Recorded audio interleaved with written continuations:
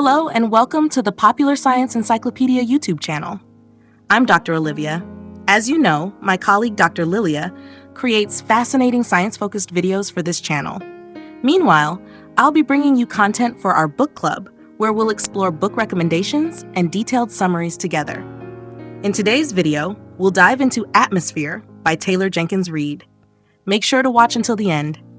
And don't forget to support the channel by subscribing and leaving your thoughts in the comments. If you've already read this book, we'd love to hear your opinions as well. So don't hold back.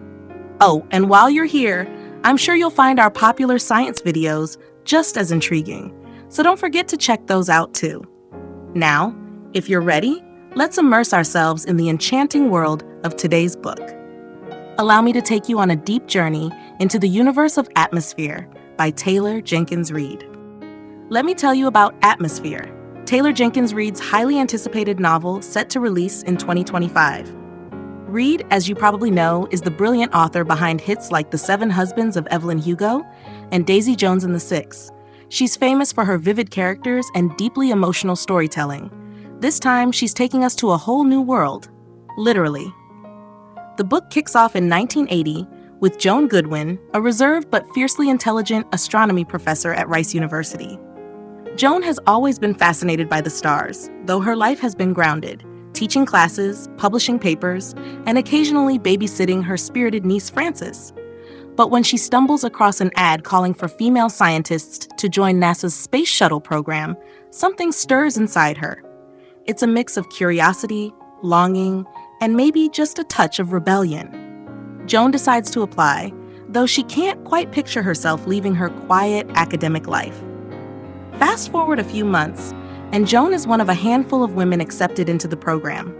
She arrives at the Johnson Space Center in Houston, stepping into a world she'd only dreamed of. The story then introduces us to the unforgettable crew she trains alongside. Vanessa Ford, a brilliant aeronautical engineer with a magnetic personality and a knack for fixing just about anything. Joan finds herself both intimidated and intrigued by Vanessa's confident charm. Hank Redmond, a laid-back Top Gun pilot who's equally at ease cracking jokes as he is taking on high-stakes simulations.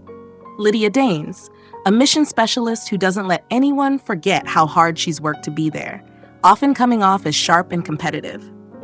Donna Fitzgerald, warm and motherly, though she's carrying some emotional baggage that starts to surface as the story unfolds. John Griffin, a quiet scientist with a dry wit, often acting as the glue that holds the group together. As they train, bonds begin to form. Joan, who's always been a bit of a loner, finds herself opening up to these people who challenge her, support her, and in some cases frustrate her to no end. One relationship in particular starts to stand out, her connection with Vanessa. Their growing friendship, laced with moments of vulnerability and tension, is one of the most captivating aspects of the story. The book shines brightest in its portrayal of the grueling astronaut training process. Reid immerses you in the endless simulations, the physical endurance tests, and even the moments of doubt and failure. You can feel Joan's struggle to keep up, to prove herself, and to figure out where she fits in this dazzling, high-stakes world. There's a particularly beautiful passage where Joan reflects on her love for the stars. I had spent my life looking up at the night sky, wondering about the vastness of it all. But now, standing in the simulator, I realized this wasn't about going out there.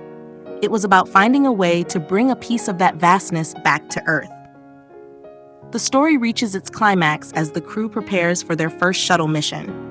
Without spoiling anything, I'll just say that Reid masterfully builds tension, throwing in twists that will keep you on the edge of your seat.